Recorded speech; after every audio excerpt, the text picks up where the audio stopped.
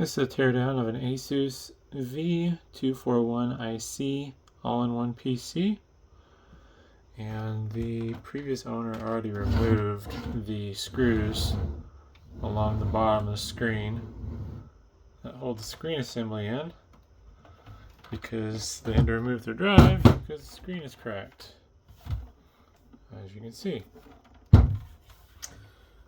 And this is my first time tearing one of these apart, so we gotta learn together. Now I believe the screen pops out because it was loose when I first got it, but I pushed it together so I could maybe see about testing it.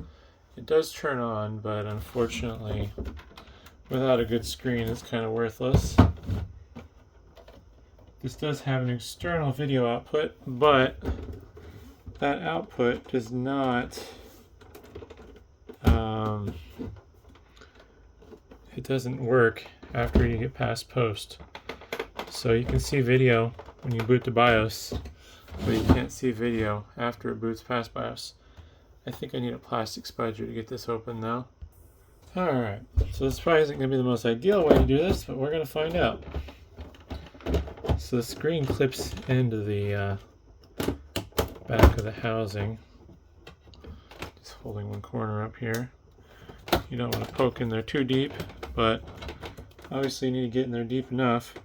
This is a edgeless panel, so if it's not already broken, prying on the sides too hard will crack it. And let's see here how those video cables are hooked up. So the video cable is pretty substantial. Gives you a lot to work with there. Not so much for the backlight and other cables, just webcam and stuff, but yeah, it looks like you would flip it down to get in there. And then we can just disconnect these. Oops. Oh, might actually want to disconnect it from the computer side of things. That webcam cable is soldered, so you can't disconnect that one on the screen side of things. But yeah, it looks like to remove the panel there's a bunch of screws around this black plastic support, although I'm assuming that you probably would buy a replacement screen as an assembly, which you're probably not going to be able to find. This is a 7th gen i5, so it's not really worth fixing anyways. From there though, let's see.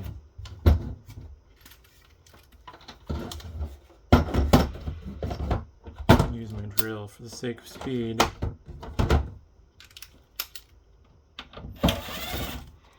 There's a metal housing with screws around the perimeter.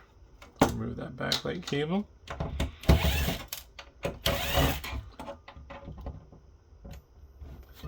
Ideally, when you're doing this, you don't let screws go everywhere. You'd save them, but this is just a teardown for me. I don't plan on reassembling this.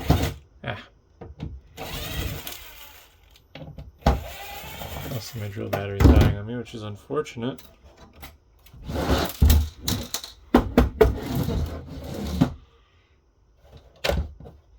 Speakers are not screwed into place.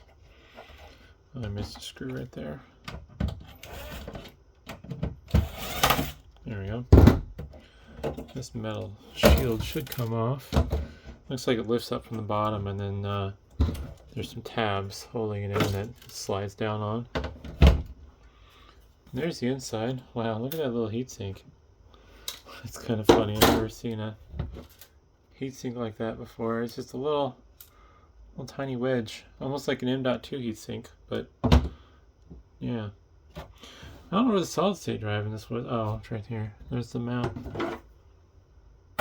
So it would have went outside here.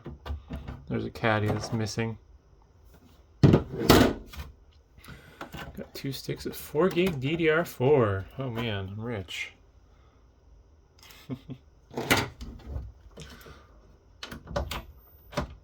Yep, that battery's dead.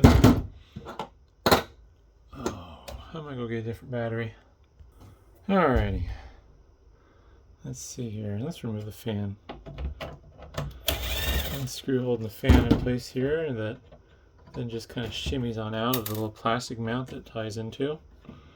Just an interesting design. There's the fan. Go to 1X. There we go. Delta. 4 screws on the heatsink. This is running a laptop mobile processor. I think it was an i5-7200U. Also, it looks like the screws for the heatsink are not captive. So if you do decide to take the heatsink off, you'll want to be mindful of that. And it just mounts diagonally, which is a little weird, but I guess it has to stay in line with the fan for airflow purposes. Remove the motherboard here. There are arrows by the screws pointing at the motherboard, which is a nice touch. Although I'm not certain why, because I don't feel like this is something that would ever get fixed under warranty. It's not terrible to get into. It's just not easy.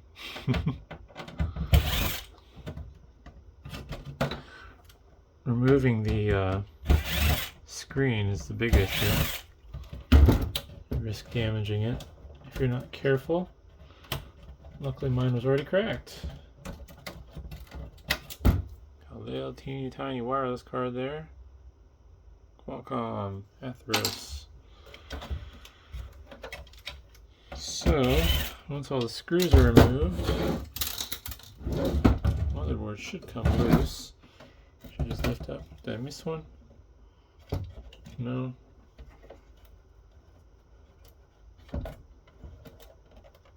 Oh, I did. It's right there. This does look like it would have had an option for a GPU as well. There's a additional spot to populate chip and some memory and power regulation stuff. And screw down points for a heatsink. But this particular unit is CPU only. There we go. The gasket material around the ports kind of makes it stiff to pull out. If you need to replace the CMOS battery, unfortunately it's on the bottom side of the motherboard, so you'd have to remove the whole motherboard. Kind of neat this is square. Normally all-in-one motherboards are not square like this, or well, rectangle I guess, but the corners are square. This is one of the annoying styles of batteries for our sockets, that is. So to remove this battery, you have to push it inwards towards this part. And once you clear those locking tabs, you can gently pry it up, like so. Ideally you use a plastic tool. I'm using the metal tool because this is a destructive teardown. But anyway, moving on. If for some reason you want to remove the stand, there's a couple screws here along the bottom. And I suspect the stand will just fall right off. This does not support VESA mounting, so if you want to mount it on the wall, you'd have to get creative, but really neat look at the stand there. Cast aluminum. I love the weird profile to it. Very artsy. Definitely cast aluminum.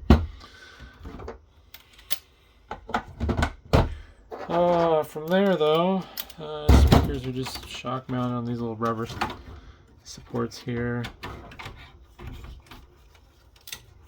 Pretty typical, nothing special there. Got some bottom I/O here, headphone jack and USB port. There's a little locking clip there that's holding it in place along with the screws. It's pretty stiff too. There we go. You can rotate the board a little bit and it'll come clear. But yeah, power button board as well. Otherwise, got some antennas here that go around the back support plate, and then they're just stuck on with some tape on bits there. Screw central. If you for some reason want to remove the back support, you could, but it's all screwed in. Yeah, so I guess, this is completely serviceable.